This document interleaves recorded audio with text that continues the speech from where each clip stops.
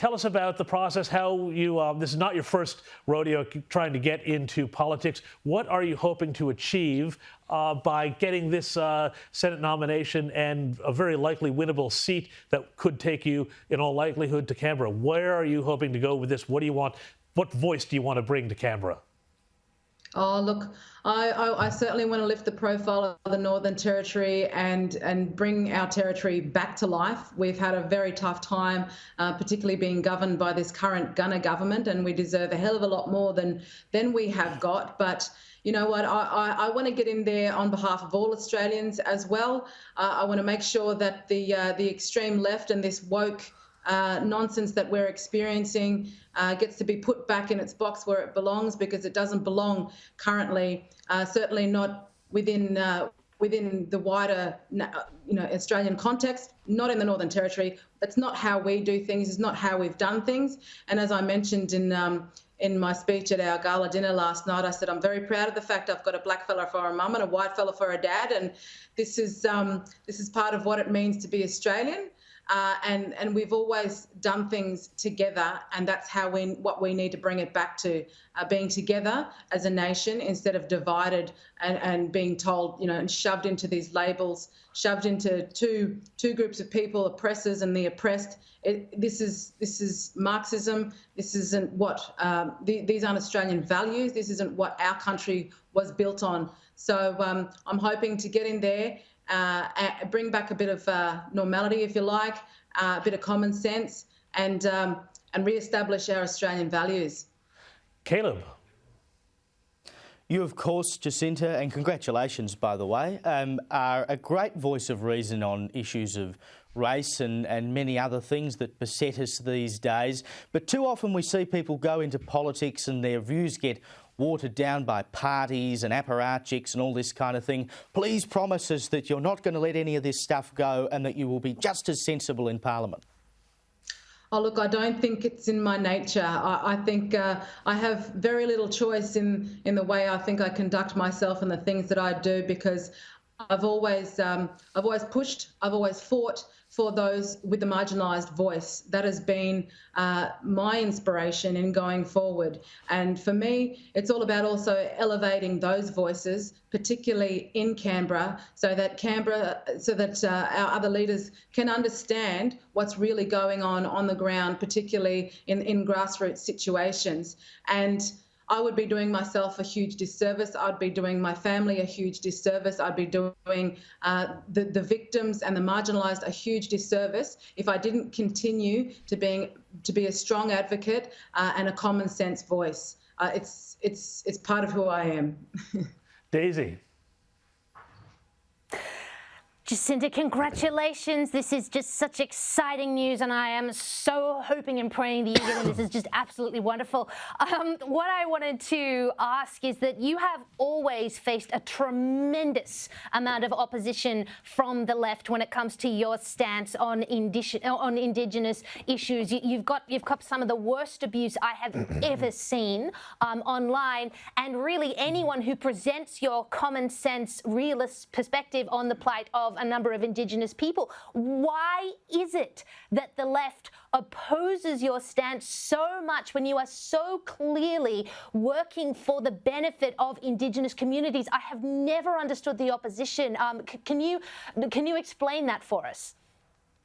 Oh, look, I think the left have always pushed a particular narrative.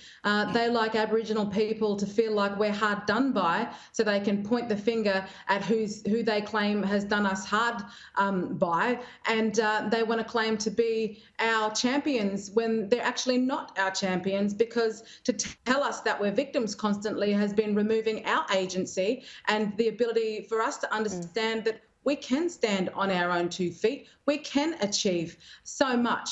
But, the left also relies on an industry which is been heavily funded on the backs of the misery of Indigenous Australians. And I'm here to say that's enough. We've had enough of it. And the only way Aboriginal people are going to be able to become like the rest of the nation and be treated like Australian citizens if we're told we're actually capable of standing on our own feet, taking responsibility, stop pointing the finger elsewhere and putting blame elsewhere, because the ultimate freedom is responsibility, is knowing that you have freedom of choice. And the left hate that because they want to control the narrative. Well, I'm here to smash the narrative.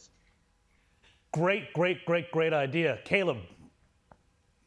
You, of course, mentioned the Aboriginal industry, which in many cases seems to keep people down rather than lifting them up. And, of course, we are talking ad nauseum. There seems to be more interest gaining in things like constitutional recognition. We talk about Australia Day, etc., etc. But we know that there are real everyday issues affecting people. The fact that Aboriginal women are 34 times more likely to be hospitalised with domestic violence-related injuries.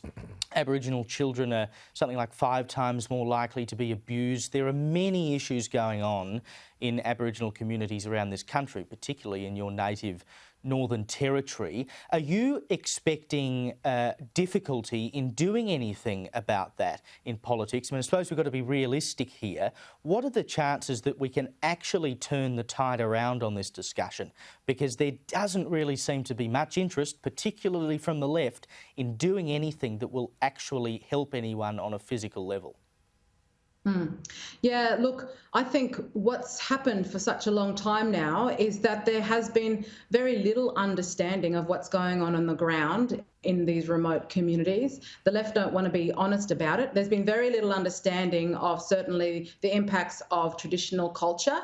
And we need to start, well, I'm here to start to create that understanding, particularly in Canberra, because part of that is to allow for the opportunity for Indigenous Australians in marginalised Indigenous Australians in remote parts of this country, to allow them to understand they in fact have choice. I don't think remote communities should be treated like, anything different, like little socialist, remote sort of places in parts of the country. They should be opened up and treated like, to become a part of the fabric of this nation. And Aboriginal people should be able to utilise their resources, their land, to have economic freedom to do what they want, to create jobs. Once we have people in meaningful work and employment, that's when we can see things improve in people's households, children going to school, getting an education. They then go on to understand that they can, if they choose, stay in their community, bring their skills to their community, but they should have the option of living their own lives however they see fit. And too often with Indigenous Australia, Indigenous people are told you've got to remain, stuck to your land, you've got to remain in your community, you've got to remain under the control of the mob. And this level of thinking has to stop. And if we can start there, I think that's a huge start. And why wouldn't people want to deny another person's human right to freedom of choice? I mean, this is the common sense approach that no one seems to have picked up yet. And, I don't see where people can deny that this should take place. So it's going to take some very robust debate, absolutely. And that's what I want to be able to bring. I know I have, much support throughout the coalition of people who are eager to work with me, people who have felt like they've been shut down because of the colour of their skin, because they're white Australians, that they have, they don't have the opportunity to speak about these issues and stand up for Indigenous Australians because the other side want to shoot them down, which I find racist, to tell another person that they can't have a voice on an issue about their fellow Australians because of the colour of their skin. So I'm going to find every way possible to turn this around. It has to be done because so far we've seen over the decades that nothing has changed, and we can't keep doing the same thing over again and expecting a different result. Jacinta Price, we're going to have to leave it there. Thank you so much for coming on to chat with us today. Congratulations again on your big pre-selection win, and we're looking forward to seeing what you can get done in Canberra. Thanks so much for joining us. Thanks so much. It's so good to be on with you guys this morning after a huge day yesterday.